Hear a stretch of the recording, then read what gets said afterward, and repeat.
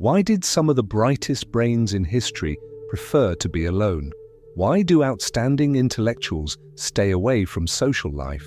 For those who possess great intelligence, is seclusion a privilege or a curse?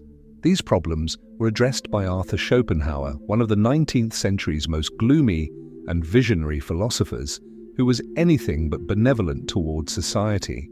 Schopenhauer believed that the world was full with shallow individuals with small-minded goals who were engrossed in pointless discussions and amusements. A natural talent had to distance himself from this unimpressive performance. According to his own words, all great spirits end up alone.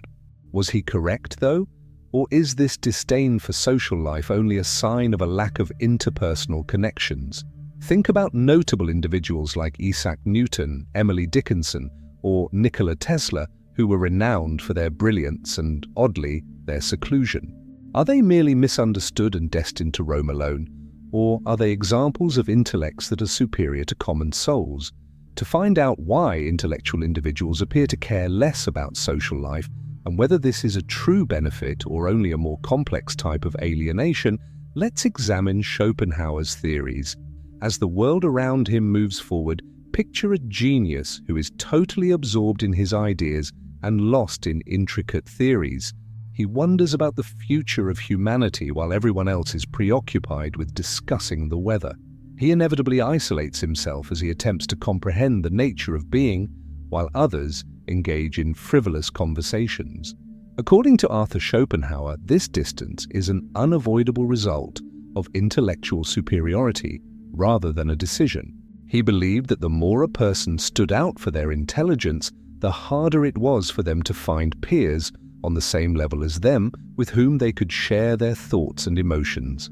He believes that a natural barrier between the individual and society is created by superior intelligence, because those who have a broader perspective on the world have very different interests and concerns than the majority.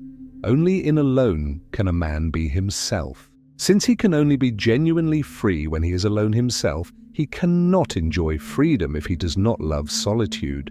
Schopenhauer saw isolation as both a burden and a necessary haven. According to him, social norms and the petty interests of the majority frequently suffocate intelligence in society. He noted that people with higher levels of intelligence frequently felt uncomfortable interacting with the general public because they were able to see beyond the obvious and comprehend truths that were not readily apparent to the general public. Many notable people throughout history have displayed this solitude. For instance, because he felt that human interaction hampered his ability to do his job, Nikola Tesla lived a solitary life for the most of his life. The crowd is the sea where free spirits perish, according to Friedrich Nietzsche, another thinker who cherished isolation. But seclusion comes at a cost. A strong sensation of alienation might result from deviating from societal norms. Schopenhauer was aware of this conundrum and thought that although it could be freeing for brilliant thinkers, solitude could also be a weight on the soul. Because they had a deeper perspective on the world than most of us will ever be able to understand, many of the greatest thinkers in history experienced periods of worry and sadness. This is not because they were weak. The crucial question that follows is whether loneliness is a good thing or a bad thing. For Schopenhauer, it was obvious. Great thinkers, in his opinion, ought to welcome their solitude as a blessing. Their greatest achievements might be possible if they are isolated, silent, and free from social mediocrity.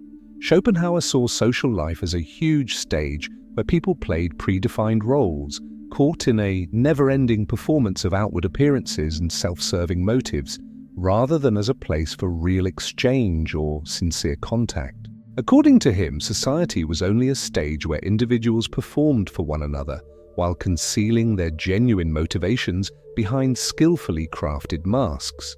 For the majority of people, sociality served just as a cover for their banality.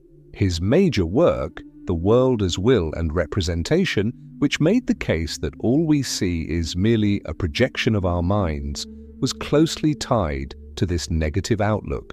He believed that social life was really a show, a delusion that kept people from genuinely understanding who they were and the essence of the universe. Schopenhauer thought that the majority of people were preoccupied with unimportant issues, gossip, status, and small-scale power and recognition battles. He believed that the average human was a prisoner to the will, an illogical and blind urge that dictated our behavior and held us captive to our desires. The constant pursuit of social approval was merely a manifestation of this unbridled drive. This is where the issue lies. People with sharper minds view society in a way that is almost cruel, while most people are caught up in a superficial routine. They perceive it as a meaningless game where interactions are no more than surface level. Schopenhauer was hardly alone in his disdain for social life. Other eminent intellectuals likewise voiced their disdain for society's shallowness. For example, Nietzsche maintained that individuals would rather cling to illusions than take an honest look at reality, making beliefs the most dangerous adversaries of truth. There is an insurmountable divide between the most brilliant minds and the rest of humanity as a result of this tension between the pursuit of knowledge and the expectations of social life. Isolation of thought has become unavoidable, but long periods of isolation have a cost. Disillusionment, indifference, and even disdain for the outside world might result from it. Schopenhauer acknowledged this reality and cautioned that the only way out for those who were able to see past the social illusion was to accept it and learn to live with it. However, how does this loneliness show up in day-to-day existence? Why do people with higher levels of intelligence frequently find social interactions frustrating? The struggle between genius and mediocrity and how it separates great thinkers from everyday life will be the subject of our next discussion. Schopenhauer has no qualms about voicing his views about humanity. He believed that most people lacked the capacity for introspection and serious thought, and were instead motivated by egotistical and surface-level interests. This inevitably led to a divide between the masses, whom he perceived as being preoccupied with trifles and trivia, and gifted intellectuals. Often, mediocrity mimics genius but stays apart.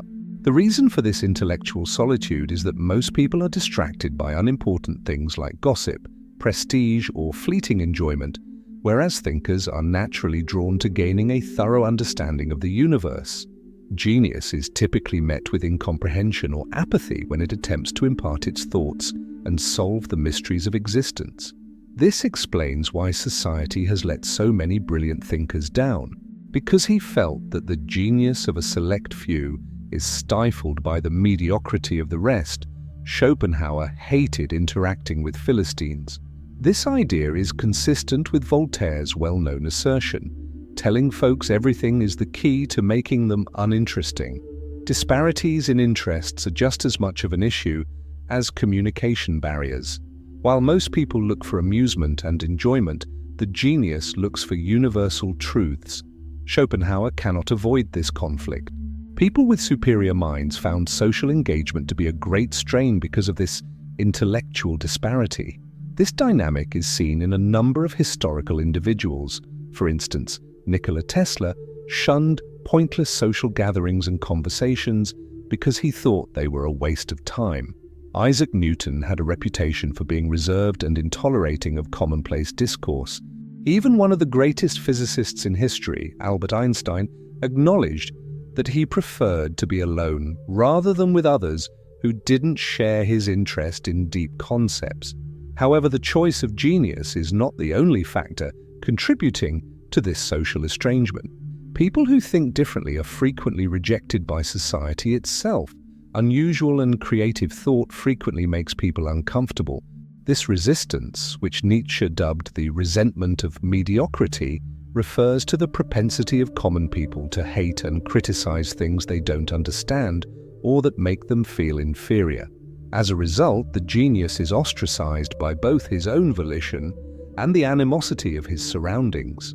Feelings of alienation and even disdain for social interactions might result from this forced seclusion.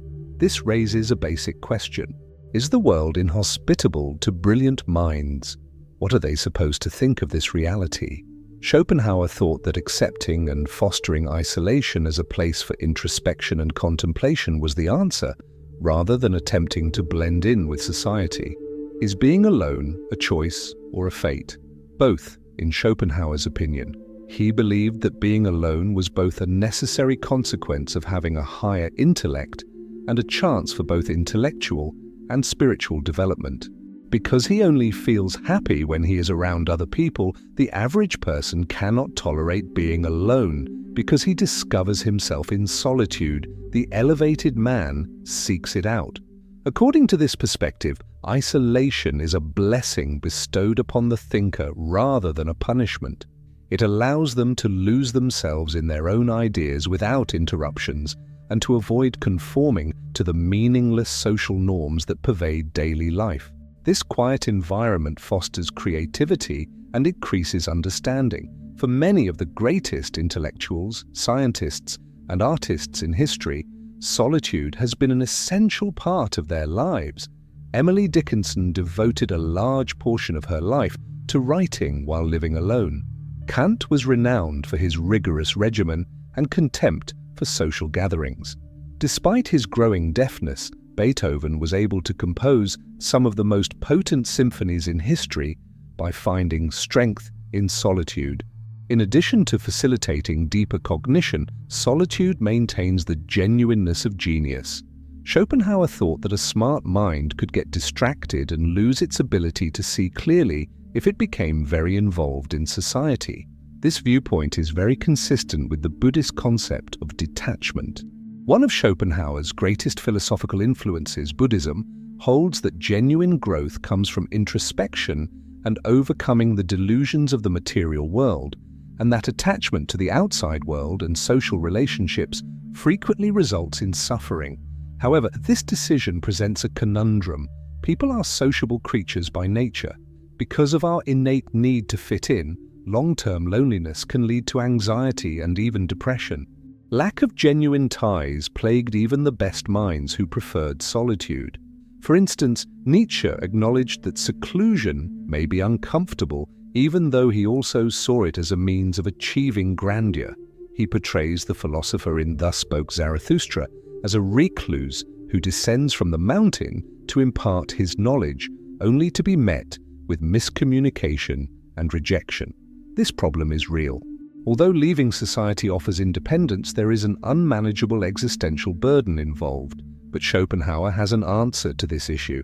He thought there was a way to engage with the world without being impacted by its mediocrity, even though genius could never completely fit into society. In order to coexist with others without being overly engaged, they needed to acquire a philosophical detachment, a sort of emotional neutrality. This tactic leads us to our final point, which is how to go around the world without becoming sucked into superficiality. How can exceptional minds live in a group without feeling constrained by superficiality if having a sharp intellect entails being alone? Schopenhauer knew the solution: a detachment tactic, or more accurately, philosophical detachment. He believes that people who are self-sufficient are the ones who should be happy. The key is to cultivate a cool detachment, similar to that of an observer who examines reality without being swayed by it, rather than attempting to blend in or alter people. Schopenhauer argued that rather than resisting the world's mediocrity, we should learn to view it objectively, like a scientist watching an experiment, but without feeling any emotion. This entails retaining mental independence without requiring outside validation, accepting the dullness of social life without being irritated, and comprehending the majority's intellectual limits without becoming frustrated. This tactic is comparable to that of the Stoics, who promoted emotional restraint in the face of hardship. Give yourself the gift of indifference to what is beyond your control, stated Marcus Aurelius, one of the greatest Stoic thinkers. Distractions and idle conversation will always be present in the environment, but each person must choose how much of them to focus on. Notwithstanding his impatience with society, the thinker should engage with it strategically, taking in only the vital information and dismissing the unnecessary. Complete solitude, in Schopenhauer's opinion, was not the answer. He was aware that even brilliant intellectuals required some human interaction to share ideas and avoid becoming completely isolated. He said that the key was to be selective about who you talk to and to communicate as little as possible, just enough to live in harmony and avoid going insane. In a world full of bogus news, internet distractions, and shallow relationships, this theory is still relevant today. Filtering relationships and information is essential. Being able to navigate the world without becoming lost is just as important as comprehending it. According to Schopenhauer, we should embrace our intellectual independence rather than gripe about our lack of ties to the majority. After all, being alone can be both a burden and a pleasure, allowing us to think through our ideas without external distractions. Thus, the subject is raised. Which would you prefer, accepting the world as it is and retaining your intellectual independence, or adapting to it? You may already be aware that the connection between intelligence and loneliness is a result of careful consideration rather than merely a random coincidence. Because the superficiality of social relationships can be draining for people who see past outward appearances, Schopenhauer demonstrated that brilliant minds frequently find greater comfort in solitude than in the presence of a throng. A person's need for solitude increases with their level of intelligence. But does this imply that the only choice is to be by yourself? Not always. The key is that solitude need not be viewed as a punishment, but rather as a haven. Being by yourself does not imply abandonment. It entails having time away from social demands and distractions to think, learn, and develop. The ability to strike a balance between the outside world and introspection, to decide when to connect and when to withdraw, may be the real test of intelligence. Schopenhauer provides us with the secret to this liberty. How we use our isolation is up to each of us. I'm confident that if you've read this far, you've experienced the peculiar fusion of loneliness and freedom that Schopenhauer described. Though it can sometimes be a prison, intelligence can be a haven. However, acknowledging that not every connection is valuable and that not every silence needs to be filled has a profoundly freeing effect. Despite how it may seem at times, you are not alone on this journey. After all, loneliness isn't the issue, according to elderly Arthur. The incorrect community is the issue. I'll tell you something if you've read this far. You are special. You've made the decision to pause, listen, and think in a world that is always pressuring us for fast fixes and diversions, and that's strong.